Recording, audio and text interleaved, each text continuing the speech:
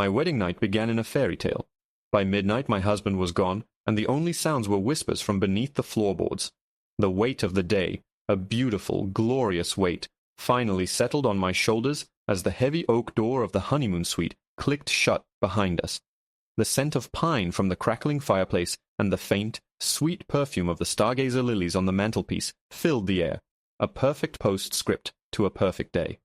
Liam's arms wrapped around my waist from behind, his chin resting on my shoulder. I could see our reflection in the grand antique mirror above the dresser, me in my ridiculously expensive lace and silk gown, my hair a mess of escaped curls and pearl pins, and him still impossibly handsome in his tailored tuxedo, his eyes crinkling at the corners as he smiled. "Mrs. Thorne," he whispered, his voice a low rumble against my ear that sent a shiver straight down my spine. "How does it feel?" "Unreal," I breathed, leaning back into him. "Like a dream I'm terrified to wake up from." And it was. Every single moment had been plucked from a fairy tale. The string quartet playing our song as I walked down the aisle, the golden afternoon light filtering through the stained glass windows of the old chapel, the way Liam's voice had cracked just a little when he said his vows, our families, our friends, the laughter, the champagne, the dancing under a canopy of fairy lights. It was all so flawlessly, overwhelmingly perfect. We had chosen this secluded mountain lodge for our wedding night, an escape from the world before we flew to Bali in the morning. It was rustic, romantic, and utterly isolated. Just us. Liam pressed a soft kiss to my neck. "Well, don't wake up, because the best part is just getting started." My heart did a little flutter kick against my ribs. He spun me around to face him, his hands cupping my face. The love in his eyes was a physical thing, a warm, tangible force that I could feel wrapping around me like a blanket. He was my rock, my anchor, the calm in my chaotic world. We'd met 3 years ago, a whirlwind romance that had felt less like falling in love and more like remembering, like my soul had known his for 1,000 lifetimes. I can't believe you're my wife," he said, his thumbs gently stroking my cheeks. "Get used to it, mister." I grinned, reaching up to straighten his slightly askew bow tie. He laughed, a deep, wonderful sound that always made me feel safe. Okay. Give me 2 minutes, I promise. I left the good bottle of scotch in the car, the one my dad gave me. I think a wedding night toast is in order, don't you?" "The car is a 5-minute walk down the path," I teased. "Are you sure you want to leave your new bride all alone?" "It will be the longest 5 minutes of my life," he said, his expression turning serious for a heartbeat. He leaned in and gave me a deep, lingering kiss. It tasted of champagne and promises. "Don't move a muscle. I'll be right back." He grabbed the car keys from the small dish by the door, gave me one last devastatingly charming wink, and slipped out of the room, the heavy door closing with a soft thud.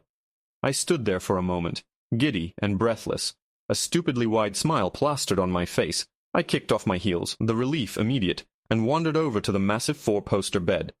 Rose petals were scattered across the pristine white duvet. It was all so cliché, so wonderfully, perfectly cliché. I began the complicated process of unbuttoning the 50 tiny pearl buttons that ran down the back of my dress. It was a slow, tedious task, and by the time I finally wriggled out of the gown and hung it carefully on the wardrobe door, a good 10 minutes had passed. I slipped into the silk robe the hotel had provided and went to the window, peering out into the inky blackness. Our suite was at the end of a long, stone-paved path, set slightly apart from the main lodge for privacy. I could just make out the dark shape of our car in the small, designated parking spot, under a single, flickering lantern. But I couldn't see Liam. He's probably just enjoying the crisp mountain air, I told myself. Or maybe he ran into the night manager and got caught in a conversation. Liam could talk to anyone. I poured myself a glass of water, the silence of the room suddenly feeling big. The crackling of the fire was the only sound, a lonely, rhythmic popping and hissing. I checked my phone. No messages. I sent him a quick text. "Hurry back, husband. The champagne's getting warm, and your wife is getting cold." Another 10 minutes crawled by. The giddy excitement was slowly starting to curdle into a strange, unidentifiable unease. This was our wedding night. Why was he taking so long? I walked back to the window, pressing my forehead against the cool glass. The lantern light swayed in the wind, casting long, dancing shadows that made the trees at the edge of the woods look like skeletal figures reaching out. The car was still there. Empty. Dark. 25 minutes. 30. "This isn't funny, Liam," I whispered to the empty room. My voice sounded small and thin. I picked up my phone again and dialed his number. It rang once, twice, then went straight to voicemail. "Hey, it's Liam. Leave a message." My heart hammered against my ribs. He never turned his phone off. Never. Panic, cold and sharp, began to prickle at the edges of my consciousness. I tried to smother it with logic. His phone died. He dropped the keys and he's searching for them in the dark. He decided to take a short walk to clear his head from all the champagne, but none of it felt right. My gut, that primal instinct deep inside, was screaming at me.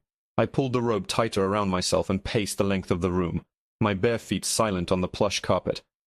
The grand clock on the mantelpiece ticked with agonizing slowness, each tick a tiny hammer blow against my fraying nerves. 11:45. 11:50. Where was he? I should call the front desk. I should run outside and scream his name, but I was paralyzed by a sudden, irrational fear. A fear of what I might find, or what I might not find. The hands of the clock crept towards midnight. 11:58. 11:59. The fire had died down to glowing embers, casting a deep orange pulsating light across the room. The silence was absolute now, heavy and suffocating. I stood frozen in the middle of the room, staring at the door, willing it to open, willing Liam to walk through it with a sheepish grin and a bottle of scotch in his hand. The clock began to chime. The deep, resonant bongs echoed in the stillness, one for each stroke of midnight. 1, 2, 3. On the 12th chime, it started. It wasn't a knock. It wasn't a voice. It was a sound from below, from beneath the thick, antique floorboards of the suite, a low, rhythmic thumping. Thump, thump, thump, thump, thump, thump. It was slow, heavy, and deliberate, like a giant, sluggish heartbeat waking from a long slumber. My own heart seized in my chest, the blood in my veins turning to ice. I couldn't breathe. I couldn't move. And just as a choked sob caught in my throat, a second sound began. From the door, a faint, dry scratching. A slow, deliberate drag, like a single, sharp fingernail being drawn methodically down the length of the solid oak. My breath caught in my throat, a ragged, silent scream that burned my lungs. Every muscle in my body locked tight. Thump, thump, thump, thump. The sound from below was deep and resonant, vibrating up through the soles of my bare feet, a ghastly parody of a human heartbeat. The scratching at the door was its counterpoint, a dry, whispery sound that scraped directly on my nerves. It was rhythmic, too. Scrap. Pause. Scrap. Pause. My mind, reeling and untethered, tried to grasp for a rational explanation. A badger under the foundations? A loose branch scraping against the door in the wind? But the rhythm was too deliberate, too intentional. It felt like a performance, a terrifying two-part symphony composed just for me. Slowly, forcing limbs that felt like they were made of lead, I began to back away from the door, my eyes wide and fixed upon it. I didn't dare turn my back. I retreated towards the fireplace, grabbing the heavy iron poker from its stand. The metal was cold and solid in my trembling hand, a pathetic comfort against the primal fear that was consuming me. Who was out there? Where was Liam? Had they hurt him? Was this some kind of sick joke? I had to see. I had to know. My heart hammering against my ribs like a trapped bird, I crept towards the door. The thumping from beneath me seemed to grow louder with each step, as if the floor itself was aware of my movement. The scratching continued, steady and unnerving. I reached the door, pressing my ear against the cold, thick wood. I could hear nothing beyond the scratching, no breathing, no footsteps, just the whisper of the wind through the pines outside. I held my breath and raised myself on my toes to peer through the small, brass peephole. The instant my eye met the glass, the scratching stopped. The abrupt silence was more shocking than the sound itself. I blinked, my eyes still pressed to the lens. The view was distorted and narrow, showing only the empty, lantern-lit stone path outside. There was no one there. No person, no animal, nothing. Just swaying trees and deep, menacing shadows. And at the same moment the scratching ceased, the thumping from beneath my feet also fell silent. The entire suite was plunged back into a profound, listening stillness. I stumbled back from the door, the poker held out in front of me. Had I imagined it? Was the stress, the exhaustion, the champagne finally catching up to me? Was I having some kind of waking nightmare? But the fear was too real, too visceral. It was a cold, hard knot in the pit of my stomach. I hadn't imagined it. I needed help. I needed to call the front desk. I lurched towards the antique telephone on the nightstand, my hand shaking so badly it took me 2 tries to lift the heavy receiver. I pressed it to my ear, desperate to hear a dial tone, the voice of a friendly night manager. Anything. Nothing. Just dead. Empty air. A wave of nausea and pure, undiluted dread washed over me. The line was dead. Of course it was dead. I was completely, utterly alone. The cozy, romantic isolation of the suite had transformed into a trap. My cell phone. I had to use my cell. I'd left it in my clutch purse, which was in the pocket of the coat I'd worn to the lodge. I ran to the grand, dark wood wardrobe, flinging the door open. Liam's tuxedo jacket was hanging next to my coat. His scent, that familiar, comforting mix of his cologne and the crisp mountain air, clung to it, and for a second, my resolve crumbled. A sob escaped my lips. "Liam, where are you?" I whispered into the darkness of the closet. I reached into my coat pocket, my fingers fumbling for my small purse, but they brushed against something else first. Something hard, metallic, and instantly recognizable. A key ring. Not mine, it was Liam's, the one with the ridiculous silver shamrock charm his mother had given him. His house key, his office key, the key to his parents' place. They were all there. My blood ran cold. He never went anywhere without them. My hand dove back into the wardrobe, frantically patting down his suit jacket. In the inside pocket, my fingers closed around the cool, smooth rectangle of his wallet. And in the other, the unmistakable shape of his phone. I pulled them out, staring at them in the dim, orange glow of the dying fire. His wallet, his phone, his keys. He had left with nothing but the single key to the car. He hadn't planned on going anywhere else. He hadn't planned on being gone for more than a few minutes. He hadn't just wandered off for a walk. He hadn't gone to talk to anyone. He had gone to the car to get the scotch, and he had intended to come straight back. He couldn't call me if he was in trouble. He had no money, no ID. Everything he needed, everything that tied him to his life, was right here, in my hands. The terror that had been simmering inside me erupted into a full-blown, ice-cold panic. He didn't leave. He was taken. Someone, or something, had been waiting for him out there in the dark. My legs gave out and I sank to the floor, clutching his things to my chest, as if they were the last pieces of him on earth. The entire world seemed to tilt on its axis, the perfect fairy tale day shattering into a million sharp, terrifying pieces. I stared at the door, the solid oak barrier that separated me from the monstrous unknown.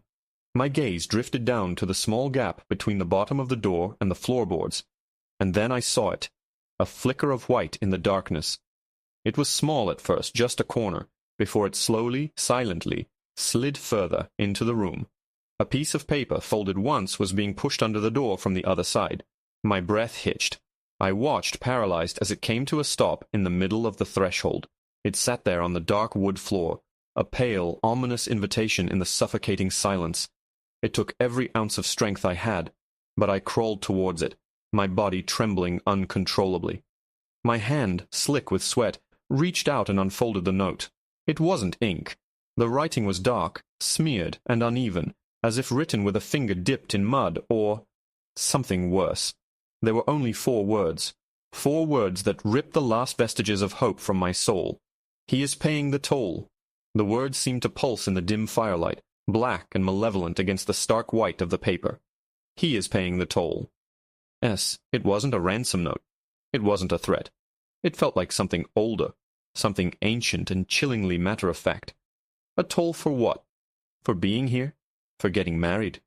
For being happy? The questions swirled in my head, a vortex of fear and confusion that threatened to pull me under. My first instinct was to scream, to pound on the door and demand my husband back, but a deeper, more primal part of me knew that would be a fatal mistake. Whatever was out there, it wasn't playing by human rules. The deliberate sounds, the silent delivery of the note, it was a game, a ritual, and I was an unwilling participant. I scrambled back from the door, clutching the note in my hand. The paper felt strangely cold, almost damp. I looked around the opulent suite, which now felt like a gilded cage. The romantic 4-poster bed, the elegant furniture, the dying embers in the fireplace, it was all a facade, A thin veil of civility stretched over something dark and predatory. I had to get out. But how? The door was a non-option. That left the window. I ran to the large window overlooking the side of the suite. It faced away from the path and the parking area, looking out into the dense black woods. It was a traditional sash window, heavy and old. I fumbled with the lock, my fingers slick with nervous sweat. It was stiff, rusted shut from disuse and mountain damp. I threw my shoulder against the frame, grunting with effort, but it wouldn't budge. Panic rose like bile in my throat. Trapped. I was trapped. I backed away from the window, my eyes scanning the room for another option, a weapon better than the fireplace poker. My gaze landed on the champagne bucket on the small table by the armchairs. It was heavy, silver-plated, and still held the half-full bottle of champagne we were supposed to share. An idea, desperate and probably stupid, sparked in my mind. But just as I took a step towards it, the sound started again. Not the thumping, not the scratching. This was different. It was a soft, wet, dragging sound, and it was coming from inside the suite. My head snapped towards the source of the noise. The bathroom. The door was slightly ajar, a sliver of darkness in the far corner of the room. My blood turned to ice. I was certain I had closed it earlier. I hadn't been in there since we arrived. The dragging sound came again, a sickening, fleshy scrape against the cold tile floor inside. Shh, lump. Shh, lump. It sounded heavy, saturated like a waterlogged sack of something being pulled across the floor. Every horror movie trope screamed at me to stay put, to not investigate, but this was my reality. This was happening, and I had to know what I was up against. With the poker held in a white-knuckled grip, I tiptoed towards the bathroom door, my heart pounding a frantic rhythm against my ribs that was so loud I was sure whatever was in there could hear it. I held my breath, pushing the door open another inch with the tip of the poker. The elegant marble-tiled bathroom was mostly dark, lit only by the faint orange glow from the main room. My eyes strained to adjust. At first I saw nothing. The pristine white clawfoot tub, the pedestal sink, the fluffy towels folded neatly on a rack. Then my gaze fell to the floor, and I saw the trail. A dark, wet smear led from the far corner of the room, from behind the freestanding bathtub, and ended at the closed shower curtain. It wasn't mud. It was too dark, too thick, and it glistened faintly in the low light. It smelled coppery and foul, a scent that made my stomach churn. My eyes followed the trail back to its source, to the dark recess behind the tub. Tucked into the shadows, almost completely hidden, was a small, low door, no bigger than a laundry chute. It was made of dark, rough-hewn wood that blended almost perfectly with the wainscoting. It wasn't on the hotel's floor plan. I hadn't noticed it before, and it was now open just a crack. That's where the sound had come from. Something had crawled out of that hole in the wall. My gaze snapped back to the shower curtain. It was drawn fully closed. The wet trail on the floor led directly to it, disappearing underneath the white fabric. Something was in the shower, waiting. My mind was screaming, a high-pitched wail of pure terror. Run! Get out! Break the window, I don't care how. But my feet were rooted to the spot. Liam. I couldn't leave without knowing what had happened to Liam. Was he in there? Was that his... No! I couldn't let my mind go there. Taking a deep, shuddering breath that did nothing to calm me, I raised the iron poker. With a hoarse cry that was more a gasp than a yell, I lunged forward and ripped the shower curtain back. The shower was empty. For a split second, relief so profound it made me dizzy washed over me. It was empty. The trail just ended there. It didn't make sense, but at least there was no monster, no body, nothing. And then I looked down. On the clean, white floor of the shower stall lay a single object. It was small and caked in the same dark, wet substance that made the trail. It was Liam's watch, the beautiful, classic timepiece I had given him as a wedding gift that very morning. I had saved for a year to buy it for him. The leather strap was soaked and stained, and the crystal face was shattered, the hands frozen at 11:27 p.m., the exact time he would have reached the car. But it wasn't the watch that made a strangled sob tear from my throat. It was what was lying next to it. A single, perfect, white stargazer lily, just like the ones on the mantelpiece, except this one was wilting, its petals grotesquely smeared with that same dark coppery filth. It was a calling card, a trophy. I dropped the poker with a clatter that echoed loudly in the small room. I fell to my knees, my hand reaching for the watch, for the last piece of him. And as my fingers brushed against the cold, broken glass, I saw it. Scratched into the grimy film on the shower tiles, almost invisible unless you were looking right at it, was a symbol. It was a simple, archaic-looking shape, like two crescent moons facing each other, connected by a single vertical line. A shiver, cold and deep, racked my body. I'd seen that symbol before, years ago, in a dusty old book about local folklore my grandfather owned. It was a warding sign, or, depending on how it was drawn, an invocation. A mark used in old rituals to summon or bind, something that lived in the dark places of the earth, something that demanded a price for passage, a toll. And then I heard it, a faint click from the main room. My head shot up, my entire body rigid with renewed terror. I scrambled to my feet, grabbing the poker, and rushed out of the bathroom. My eyes darted around the suite. The main door was still closed and locked. The window was still shut. Everything was exactly as I had left it, except for one thing, the grand antique mirror above the dresser. It wasn't a mirror anymore. The reflection was gone. Instead of showing the cozy suite and my own terrified face, the glass was now a swirling, opaque vortex of inky blackness, like a pool of deep, starless water set vertically into the wall. It wasn't reflecting the dark. It was the dark. And from the center of that impossible void, a shape was beginning to emerge. It wasn't fast. There was no sudden, terrifying leap from the darkness. It was a slow, deliberate unfurling, like a predator with all the time in the world, savoring the moment. First came a hand, if you could call it that. It was long, impossibly long, with fingers like the gnarled roots of an ancient tree, ending in nails that were yellowed and curved like talons. The skin was pale, not like human skin, but the waxy, translucent white of a cave-dwelling creature that had never seen the sun. It pressed against the non-existent surface of the mirror, the glass not cracking but seeming to yield, to become porous, allowing the appendage to slide through into the firelit room. The silence was absolute as this grotesque limb emerged, followed by a long, emaciated arm, its joints moving at unnatural angles. I was frozen, not by indecision, but by a terror so profound it felt like it was rewriting my cellular structure. The poker in my hand felt as useless as a toothpick. My mind was a blank slate of pure, unadulterated horror. This wasn't a man in a mask. This wasn't a prank. This was wrong. This was a violation of the laws of nature, a nightmare spilling into reality through a looking-glass. Then the head began to emerge. It was bald and elongated, the skin stretched tight over a misshapen skull. It had no eyes, only smooth, indented hollows where they should have been. But it was the mouth that truly broke me. It was a wide, lipless slit that stretched nearly from ear to ear, filled with rows of small, needle-like teeth, like a deep-sea fish.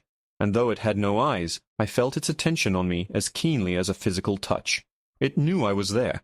It had been watching me all along. As its narrow shoulders and gaunt torso squeezed through the portal of the mirror, a faint, cloying scent filled the room, overriding the smell of pine and old wood. It was the smell of damp earth, of rot, of a forgotten cellar that hadn't been opened in a century. It was the same smell that had clung to the wilting lily in the shower. This was the toll collector. And I finally understood. The thumping beneath the floor. It wasn't under the suite. It was in the foundations, in the earth itself. The scratching at the door was a test, a probing of the boundaries. The dead phone line, the isolation. It was all part of the ritual. This place, this beautiful, rustic lodge was built on its territory. It had been here long before the stones were laid. And we, in our blissful ignorance, had trespassed. Liam, by leaving the safety of the suite, by walking alone in the dark on its ground, had been the one to cross the threshold. He had become the offering. The creature pulled the rest of its skeletal frame from the mirror, its long, spindly legs unfolding onto the plush carpet. It was impossibly tall, at least 7 feet, and it moved with a disjointed, twitching grace that was both silent and terrifying. It straightened up, its eyeless face tilting as if sniffing the air. Its head swiveled slowly, scanning the room before locking onto me. That lipless mouth stretched into something that was not a smile. It was a baring of teeth, an expression of pure, malevolent hunger. My paralysis broke. A raw, animal instinct for survival surged through me, overriding the terror. I wasn't going to be a trophy. I wasn't going to be the second part of the payment. I screamed, a full-throated, ragged sound of defiance, and hurled the heavy iron poker at it. The poker flew through the air and struck the creature square in the chest with a sickening, wet thud. But it didn't even flinch. The iron bar simply clattered to the floor. The thing took a slow, deliberate step towards me, its long root-like fingers flexing and unflexing. My only thought was the window. It was my only chance. I turned and ran, grabbing the heavy, silver-plated champagne bucket from the table as I went. I didn't look back. I could feel its presence behind me, a cold wave of dread that was more chilling than any physical pursuit. I reached the large sash window and, without a second's hesitation, I swung the champagne bucket with all my might. The sound of shattering glass was explosive in the silent room. The window pane exploded outwards in a shower of glittering shards, leaving a gaping hole to the night outside. Cold, crisp mountain air rushed in, a shocking, life-giving blast against my skin. I didn't pause. I used the bucket to knock out the remaining jagged pieces of glass from the frame, then scrambled up, heedless of the sharp edges tearing at my silk robe and my skin. For a terrifying second my robe caught on a shard of glass, holding me fast. I heard a dry, whispering slither on the carpet behind me. With a final, desperate wrench, I tore the fabric free and tumbled out of the window, landing hard on the damp, cold ground 3 feet below. I landed in a tangle of limbs, pain shooting up my ankle, but adrenaline was afire in my veins. I pushed myself up, ignoring the sting of cuts on my arms and legs, and started to run. I didn't know where I was going, I just ran. Away from the suite, away from that thing. I plunged into the tree line, the rough bark of pines scraping my arms, low-hanging branches whipping at my face. The forest floor was a treacherous carpet of pine needles and unseen roots, and I stumbled, falling to my knees more than once, only to scramble back up and keep going. My lungs burned. My ankle screamed in protest. Sobs tore from my throat, mixing with my ragged gasps for air. Behind me, I could hear a sound that spurred me on, that froze the marrow in my bones. It was the sound of something impossibly fast moving through the undergrowth, a rhythmic cracking of twigs and rustling of leaves that was getting closer. It wasn't running, it was loping, moving on all fours, its unnatural limbs propelling it through the darkness with terrifying speed. I burst through a thicket of ferns and saw the faint glow of lights ahead. The main lodge. It had to be. Hope, fierce and desperate, surged through me. People. Safety. I pushed myself harder, my legs pumping, my body screaming. I could hear it behind me, so close now I could almost feel its cold breath on my neck. I broke free of the woods and stumbled onto the manicured lawn at the back of the lodge. 100 yards away, the warm, inviting lights of the main building beckoned. I was going to make it. I was going to be safe. I took 3 more desperate strides across the open lawn, my eyes fixed on the lighted doorway, and then my foot caught on something. I pitched forward, crying out as I hit the soft, damp grass, the impact knocking the wind from my lungs. I rolled over, trying to push myself up, my ankle giving way with a fresh stab of agony. The loping, rustling sound from the woods behind me stopped. There was a new sound now, the slow, deliberate drag of a single, sharp nail. But this time it wasn't on wood, it was on stone. My eyes followed the sound. To my left, set into the lawn, was a small, decorative wishing well built from old river stones, and someone was standing beside it. It wasn't the creature, it was a man. He was old, his back stooped, dressed in the simple, dark uniform of the lodge's groundskeeper. He was holding a pair of rusty shears in one hand. In the light spilling from the lodge I could see his face clearly. His eyes were wide and his mouth was hanging open in a silent scream, his face a mask of abject terror.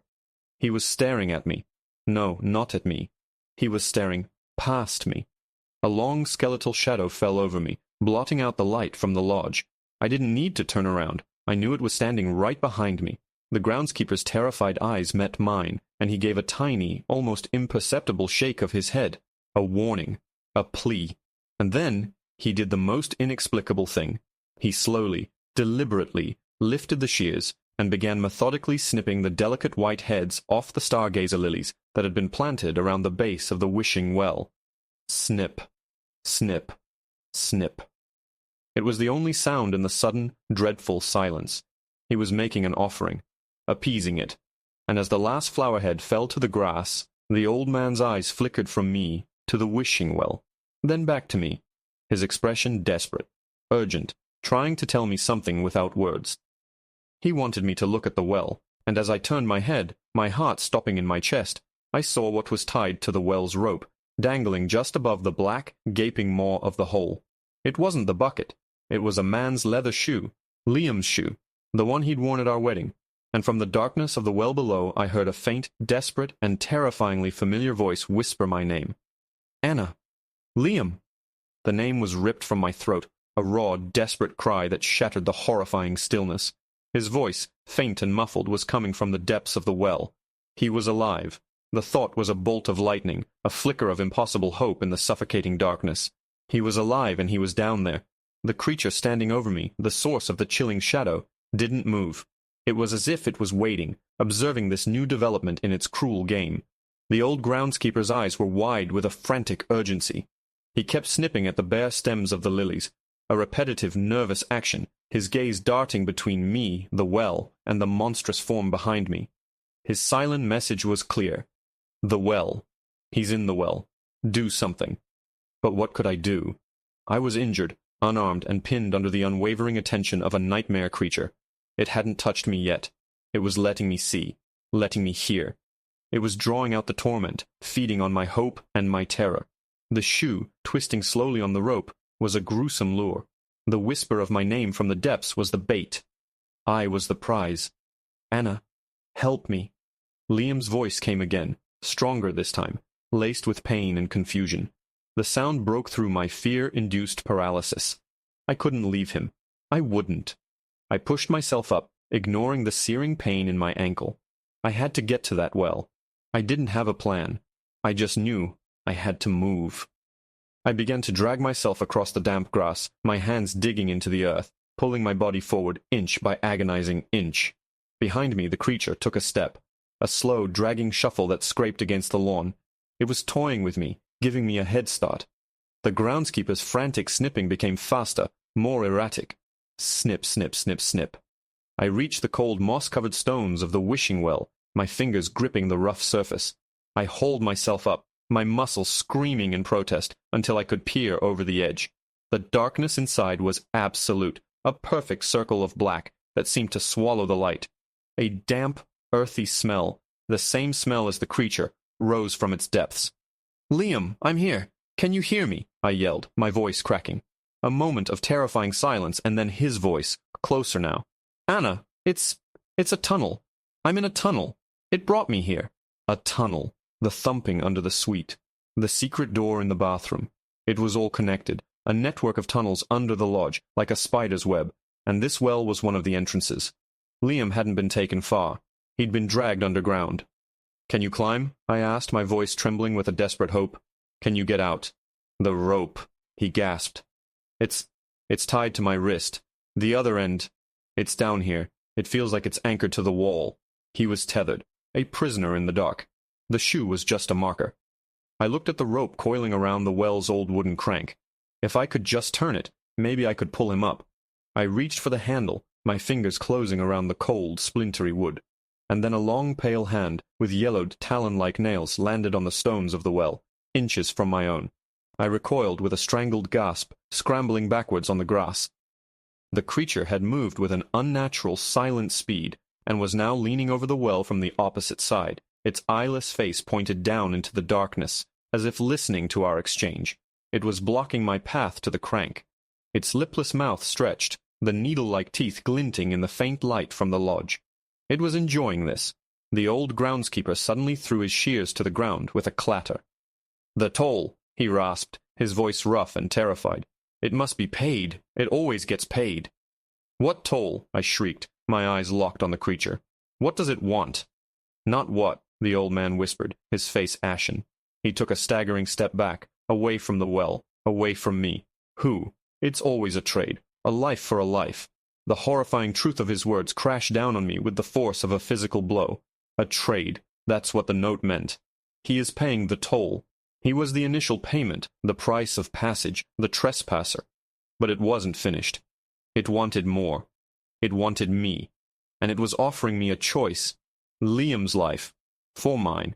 If I went down into that well, if I took his place, it would let him go.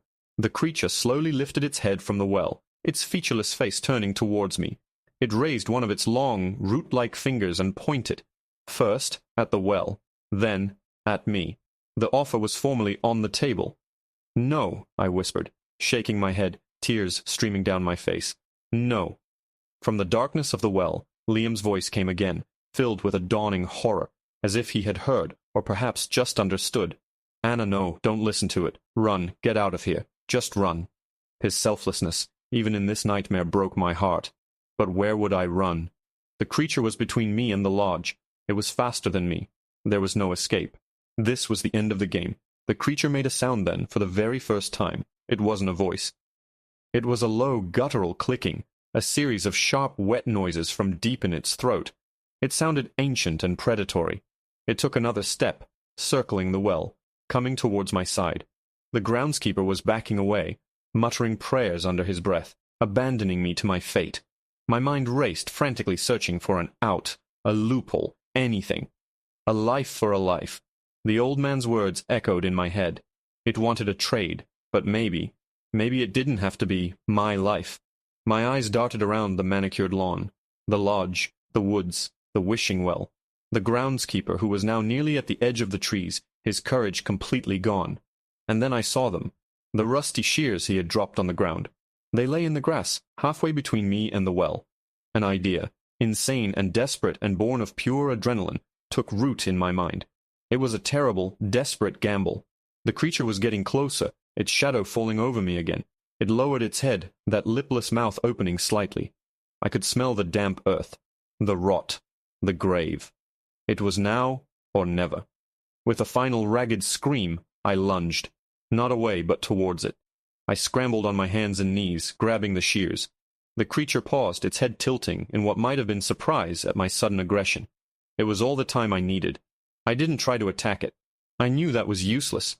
Instead, I half-crawled, half threw myself at the well, at the thick fraying rope where it was looped over the crank mechanism. I got the shears around the rope and squeezed with every ounce of strength I had. The old rusty blades bit into the thick fibers. "Squeeze harder!" My mind screamed. The rope was tough, ancient. For a heart-stopping second, I thought it wouldn't work. The creature let out a high-pitched shriek of rage, a sound like scraping metal and tearing flesh, and lunged for me. Its talons were inches from my back when the rope finally gave way. With a loud snap, the rope parted. The severed end attached to Liam's shoe whipped down into the darkness of the well with a splash. I had freed him from the surface, but in the same instant, the other end of the rope, the end that was anchored deep in the tunnel below, was now free.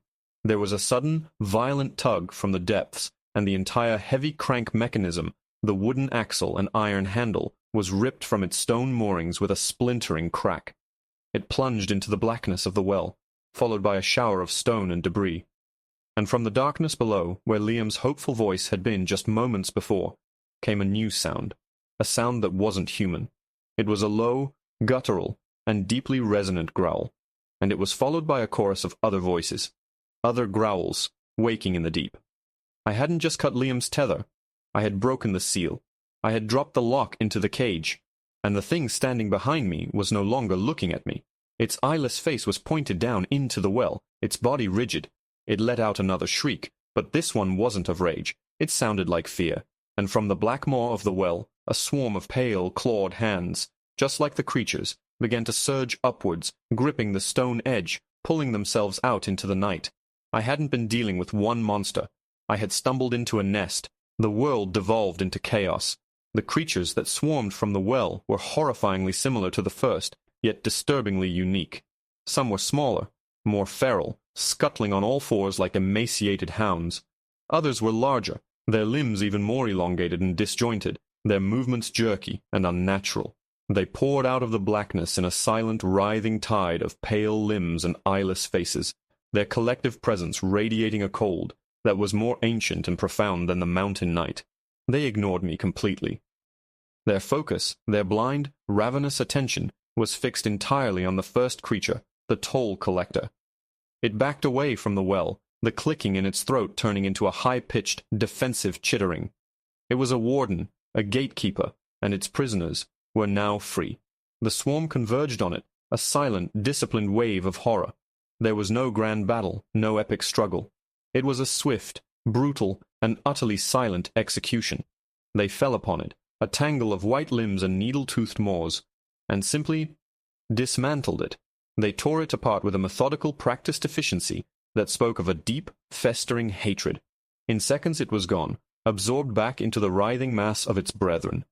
I was forgotten. A piece of furniture in a room where a family feud had just violently erupted. I lay on the damp grass, my mind struggling to process the grotesque scene unfolding just feet away. The pain in my ankle, the cuts, the cold, it all faded into the background, replaced by a single, all-consuming thought. Liam.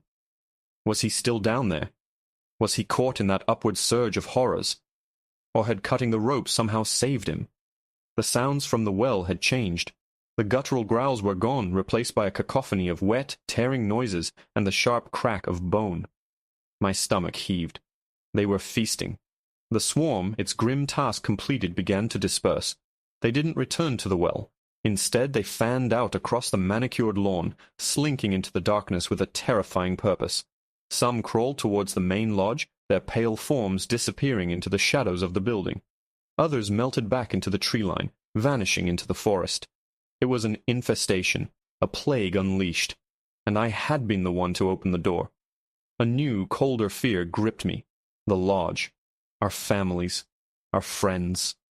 They were all sleeping peacefully in their beds, completely unaware of the silent, hungry things that were now crawling up the walls and slipping through the windows. I had to warn them. The thought propelled me into action.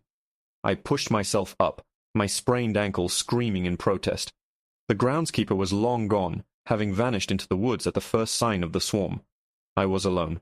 Using the rough stones of the well for support, I dragged myself to my feet. Every instinct told me to run, to flee into the forest and never look back. But I couldn't. I couldn't leave them all to die. I started to hobble, half running, half falling, towards the warm, inviting lights of the main lodge. It felt like a mile away. Behind me the well stood silent and black under the stars, a gaping wound in the earth. The night was quiet again, the only sounds my own ragged breathing and the soft, wet thud of my injured foot on the grass. The silence was deceptive. It was the silence of predators on the hunt. As I got closer to the lodge, I saw a flicker of movement at one of the large bay windows on the ground floor, the dining room. A pale, spindly arm, impossibly long, reached up and methodically, silently pushed the window open. Another creature was inside. My heart hammered against my ribs. I was too late. I reached the stone patio at the back of the lodge and collapsed against the wall, gasping for breath. The door was right there, a heavy wooden door with a large glass pane.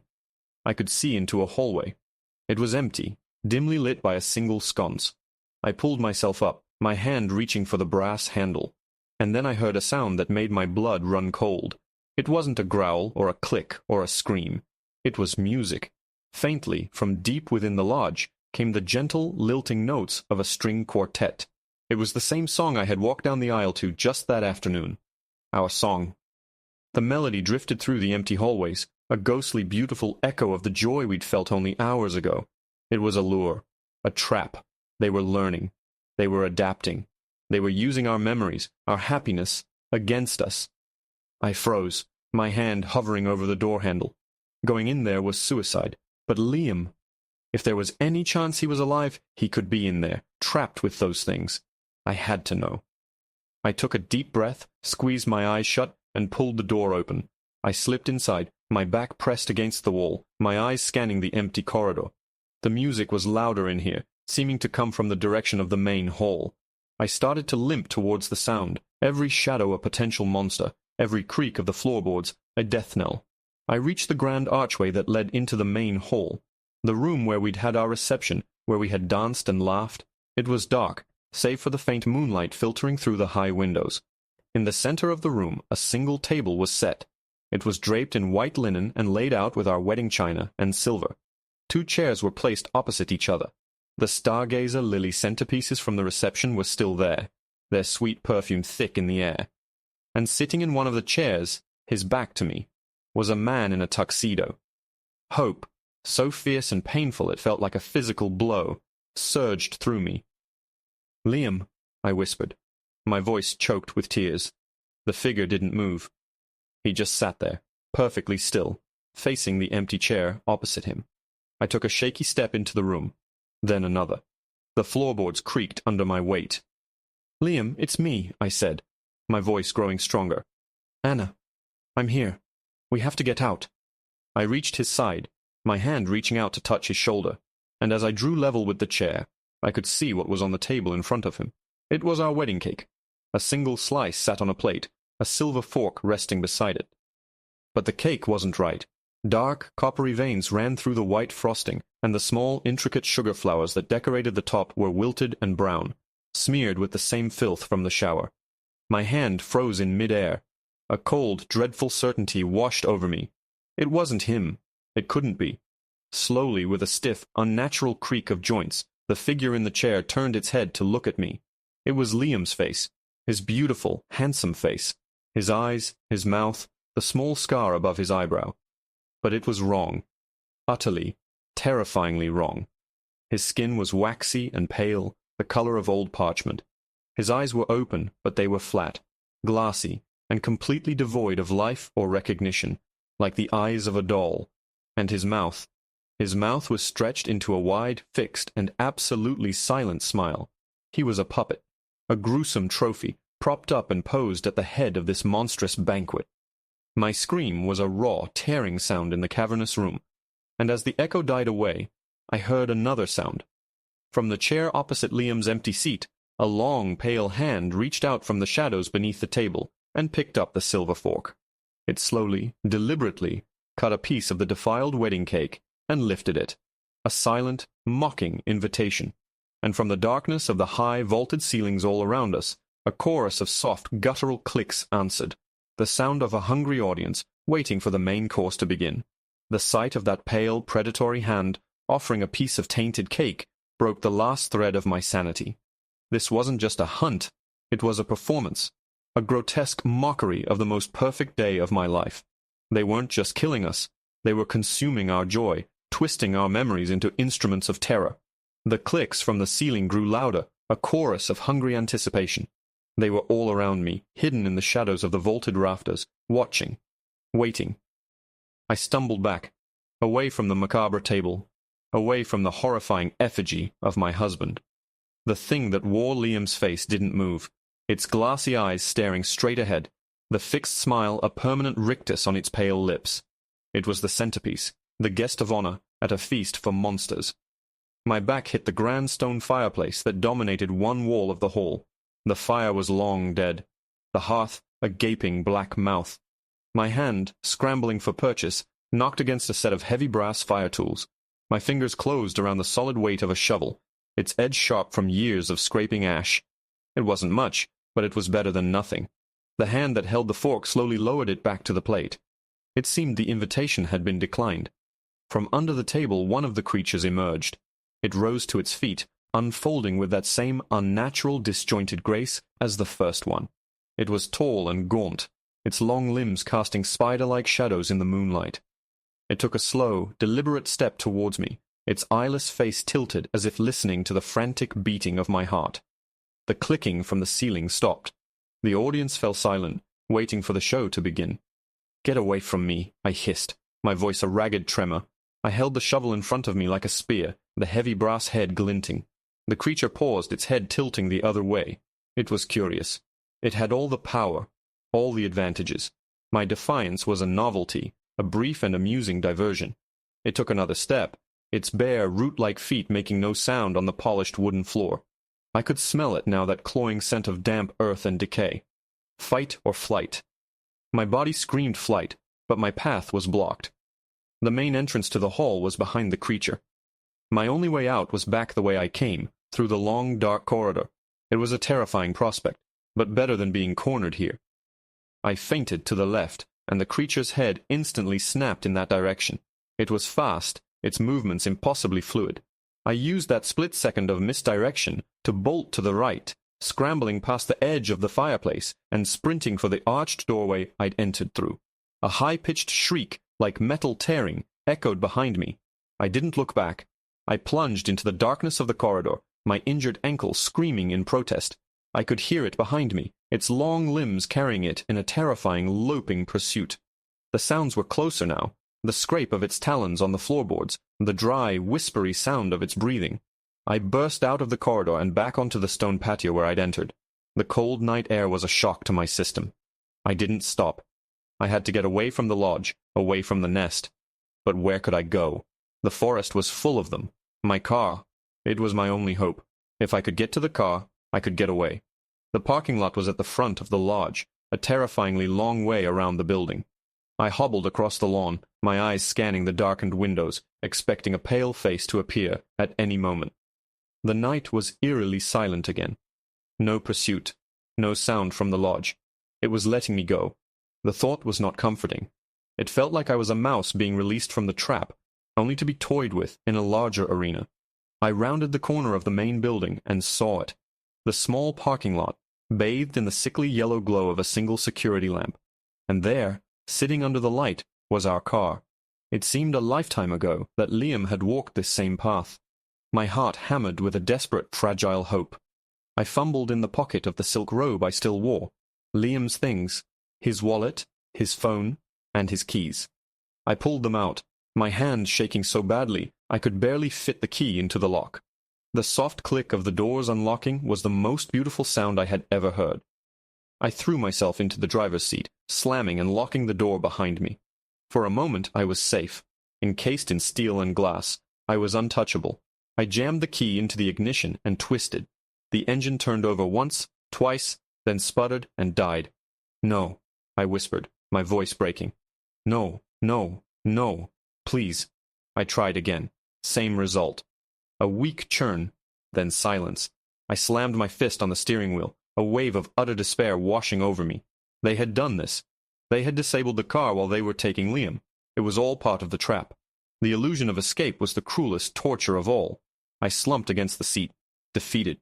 Tears streamed down my face. I looked at the passenger seat, half expecting to see Liam smiling at me, telling me everything was going to be okay. But the seat was empty. It would always be empty now. My gaze drifted to the rearview mirror, and what I saw made my heart stop. In the back seat, lying on the floor, was a dark shape. At first I thought it was a blanket, but then it moved. It was a man. He was wearing the dark, simple uniform of the lodge's groundskeeper. It was the old man. He was curled into a fetal position, his body trembling violently. His eyes were squeezed shut, his face a mask of pure terror. He was muttering something under his breath, a frantic, repetitive chant. "Hey!" I twisted in my seat, my voice sharp with adrenaline. "What are you doing in here? How did you get in?" His eyes snapped open. They were wild, terrified. "Had to hide," he rasped, his voice hoarse. "They're everywhere. The key. I have the master. I hid when I saw what they did to the boy." Liam. He'd seen what they did to Liam. "What did you see?" I demanded, my voice shaking. "Tell me what you saw."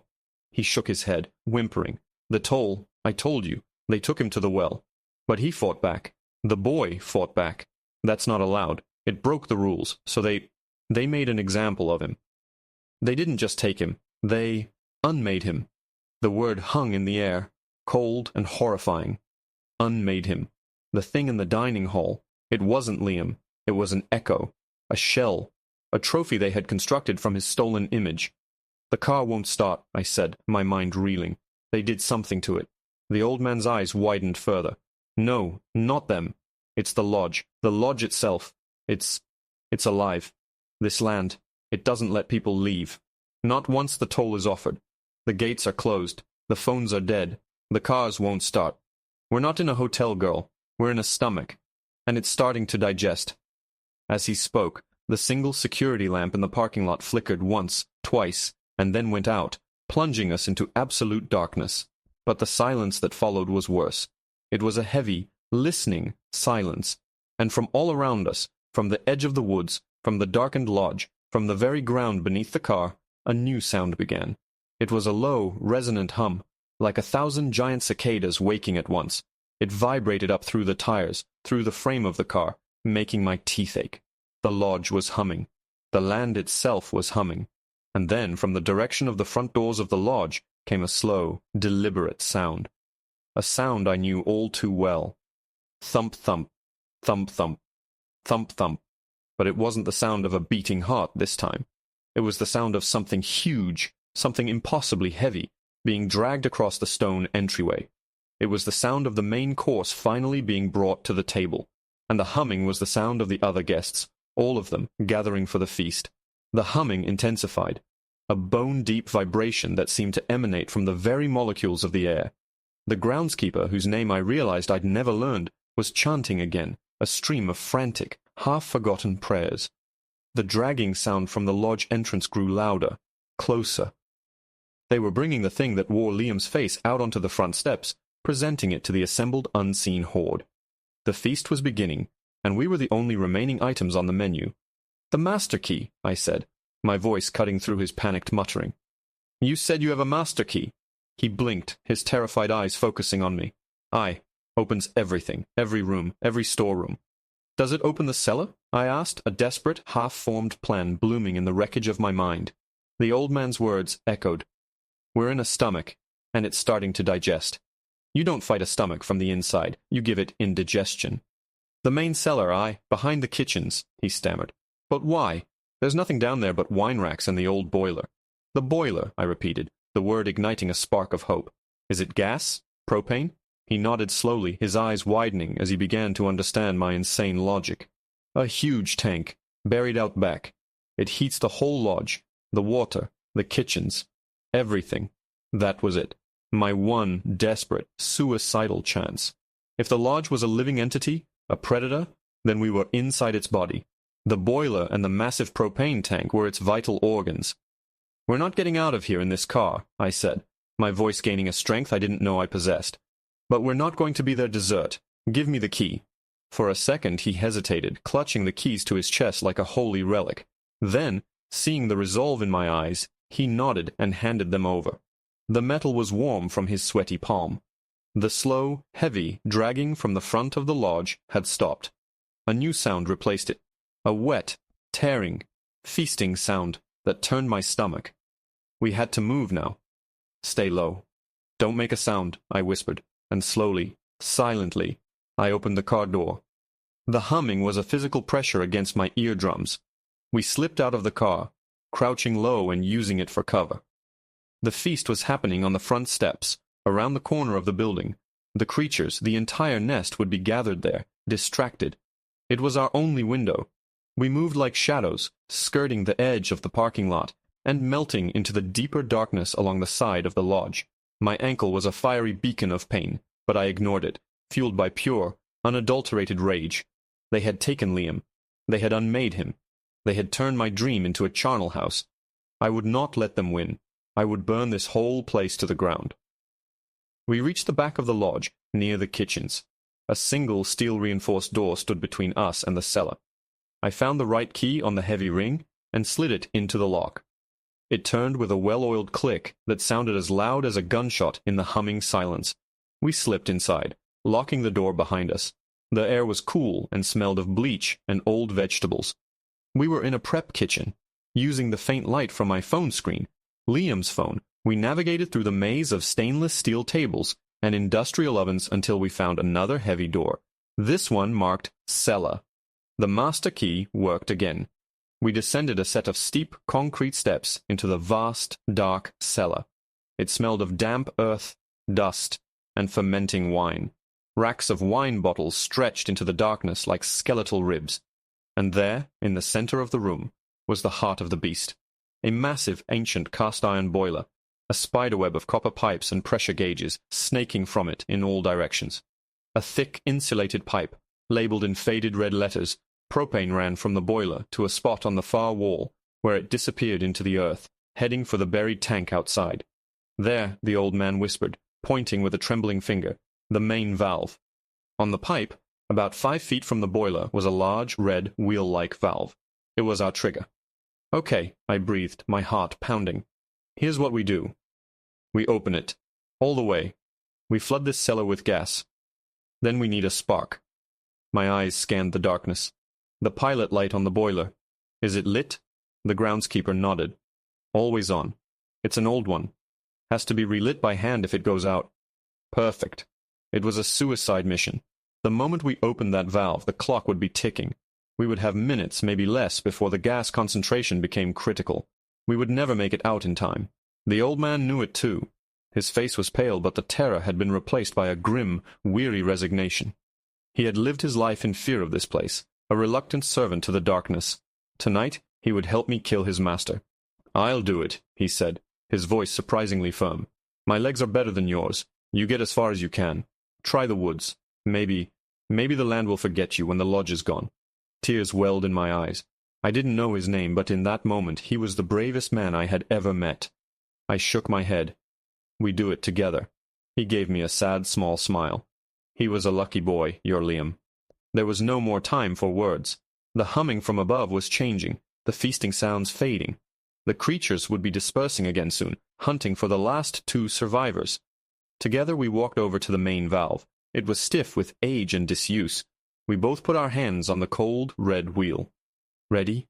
I whispered. He just nodded, his jaw set.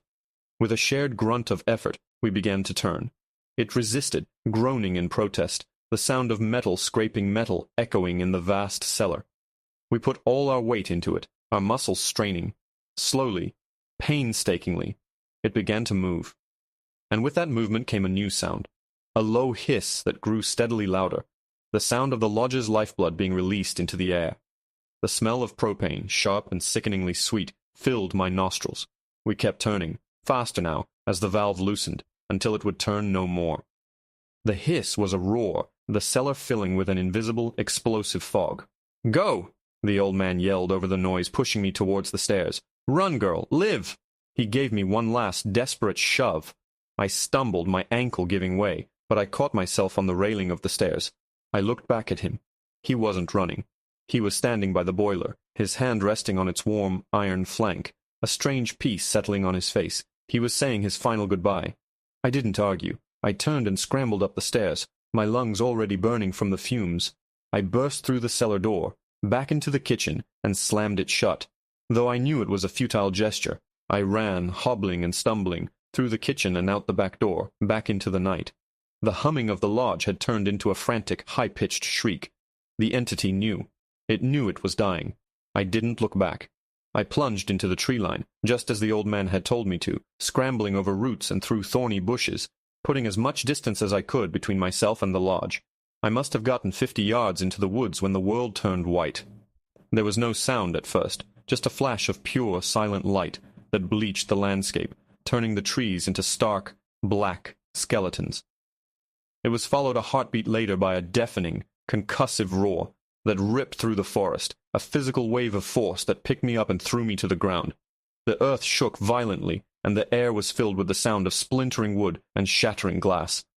I lay there, my ears ringing, my body bruised as a rain of fiery debris fell through the trees around me. I rolled over and looked back. Where the magnificent rustic lodge had stood, there was only a colossal, roiling fireball punching a hole in the night sky.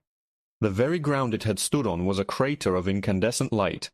The stomach had not digested us. We had given it a fatal, fiery case of heartburn. I don't know how long I lay there, watching the flames consume the last vestiges of my nightmare. The shrieking of the lodge had been replaced by the roar of the fire. The creatures, the nest, the thing that wore my husband's face, they were all gone, scoured from the earth in a blaze of propane and righteous fury. As the dawn broke, painting the smoke-filled sky in shades of gray and pink, I finally found the strength to stand. My wedding night was over. My husband was gone, avenged but still gone. My life was shattered, but I was alive. I was alive because of the courage of a nameless old man. I turned my back on the fire and started walking. I didn't know where the nearest road was, or the nearest town. It didn't matter. I just walked, my bare feet cut and bleeding, my silk robe torn and scorched. With every painful step, I left the mountain, the lodge, and the toll behind me. I was walking away from the ashes of my old life and towards a future I couldn't yet imagine, carrying nothing but the ghost of a perfect day and the memory of the man I would love until the end of my own.